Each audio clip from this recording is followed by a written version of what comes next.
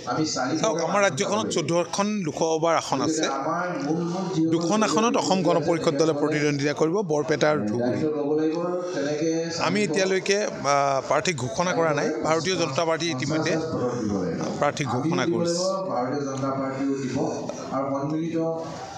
এইবাৰৰ নিৰ্বাচনত আমি ভাবোঁ ৰাজ্যখনৰ যিটো পৰিৱেশ, বৰ্তমানৰ যিটো হাৱা ৰাজ্যখনত চলিছে, এইবাৰ কংগ্ৰেছ বিৰোধী সাংঘাতিক বিপৰ্যয়ৰ সন্মুখীন হ'ব। তো আমাৰ ধাৰণা শূন্য হ'লেও আচৰিত হ'বলগীয়া একো নাই। বিশেষকৈ কংগ্ৰেছৰ আসনৰ সংখ্যা মাইনাছত যাব পাৰে। তো আজি কামাখ্যা প্ৰসাদ তাছা ডাঙৰীয়াও আহিছিল, হঠাৎ আহিল। আপোনালোকে জানে যে অহা 8 মাৰ্চ তাৰিখে দেশৰ মাননীয় প্ৰধানমন্ত্ৰী কাজিৰঙালৈ আহিব। 9 তাৰিখে তেখেতে যোৰহাটত যাব। তো আমি আলোচনা কৰিবলৈ ইয়াত একগোট হৈছিলোঁ। ভাৰতীয় জনতা পাৰ্টিৰ জিলাৰ নেতৃবৃন্দ, সন্মিলিত গণশক্তিৰ জিলা নেতৃবৃন্দ আৰু অসম গণ পৰিষদ দলৰ নেতৃবৃন্দ ইয়াত উপস্থিত আছিল। পীযুষ হাজৰিকা ডাঙৰীয়াও আহিল, যোৰহাটত কেম্প কৰি আছে যোৰহাটৰ মিটিংখনৰ, প্ৰধানমন্ত্ৰীৰ মিটিঙৰ বাবে।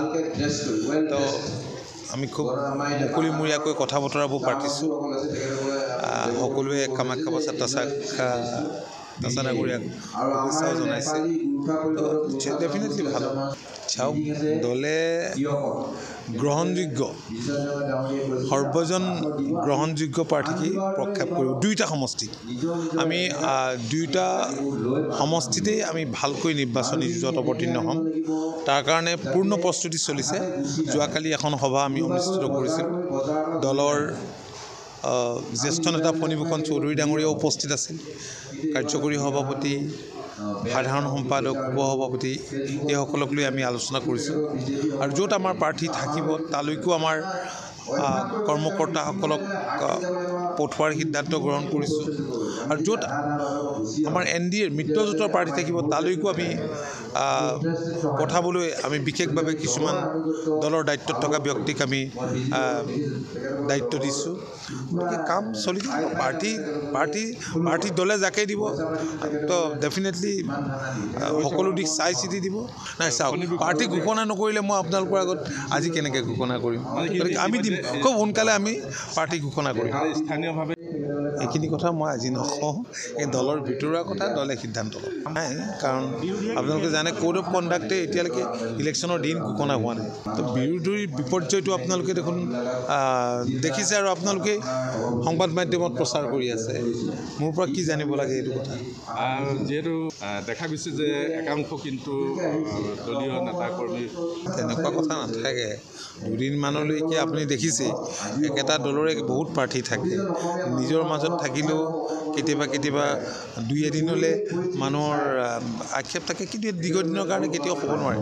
কাৰণ আমি NDAৰ অংশীদাৰ, অসম গণ পৰিষদ দল NDAৰ অংশীদাৰ, আৰু আমি সকলো দিশ চাই ভাবি চিন্তি চাই আমি সিদ্ধান্ত গ্ৰহণ কৰিছোঁ। আমি কাজিৰঙাটো আমি বিচাৰিছিলোঁ, কাৰণ যোৱাবাৰ আমি 3টা সমষ্টিতে প্ৰতিদ্বন্দ্বিতা কৰিছিলোঁ, কলিয়াবৰ, বৰপেটা আৰু ধুবুৰী। ধুবুৰী বা কৰিমগঞ্জ আমাক আমি কোনোবা এটা দিলেও হোৱাৰ কথা কৈছিলোঁ, কিন্তু আলাপ আলোচনাৰ মাজেৰে সিদ্ধান্ত হ'ল যে বৰপেটা আৰু ধুবুৰী চিটটো। তাত কাৰো দ্বিমত নাই। আজি মণিমাধৱ মহন্তক আমি এই সমষ্টিৰে আমি দায়িত্ব দিছোঁ সাধাৰণ সম্পাদক হিচাপে, আৰু আমাৰ নুৰুল চুলতান ডাঙৰীয়াও আছে। দলৰ অন্যান্য দায়িত্বত থকা বিষয়ববীয়াসকলে আটাইকেইটা বিধানসভা সমষ্টিত দায়িত্ব দিছে। মই ভাবোঁ যে ভালকৈ পূৰা দমে আজি মুকলিমূৰীয়াকৈ কৈছোঁ, আপোনালোকে শুনিছে।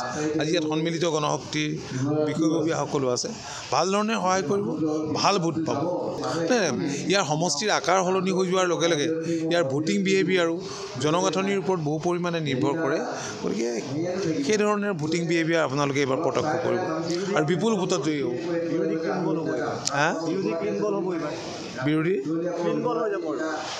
বিৰোধীটো সাংঘাতিক বিপৰ্যয়ৰ সন্মুখীন হ'ব। কেৱল ইয়াতে নহয়, আপুনি বাকী সমষ্টিবিলাকতো তেনেকুৱা